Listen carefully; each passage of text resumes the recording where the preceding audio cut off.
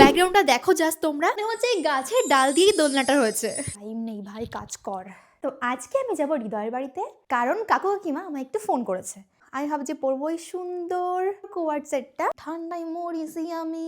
নিচে পরবো এই হোয়াইট কালারের হাই নেক। অনেক কমফোর্টেবল ভাই। যা ঠান্ডা পড়েছে এখানে, আর কদিনের মধ্যেই বরফ পড়তে শুরু হবে। তো হৃদয়ের দেওয়া 1 জানুয়ারির গিফট আমি পরে নিয়েছি। প্যান্টে কোনো পকেটস নেই, কিন্তু এখানে আছে। সে যাই বলো, ড্রেসটা কিন্তু হেভি লাগছে। মেকআপ আমি কিছু করব না, 1 সেকেন্ড। লেট হয়ে গেছে রে।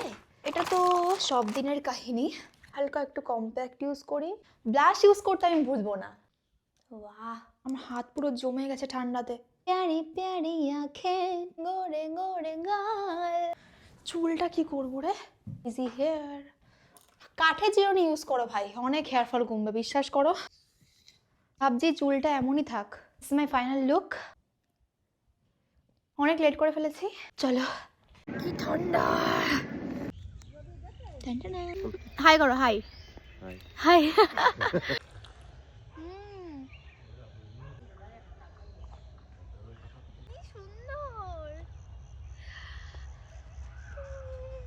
কি দারুণ, দেখো। এটা তো গম ক্ষেত। আরেকটা প্রথম আমি কি সত্যি গ্রামে থাকি? আমাদের এখন এসব পাওয়া যায়, তেজপাতা ক্ষেত মানে। দেখো এই পড়াগুলো হচ্ছে বিক্রি হয়, এই যে এইগুলোই বিক্রি হয়। এইগুলো হয়। দেখো ভালো করে দেখো, এগুলো দেখো। এই যে তেজপাতা ক্ষেত। আমার জীবনের প্রথম এক্সপেরিয়েন্স যে আমরা আখ খেতে এসে আখ ভেঙে দেন এটা খাবো। এত সুন্দর সুন্দর গোলাপ রয়েছে। এত কিছু পাঠালো, এত কিছু।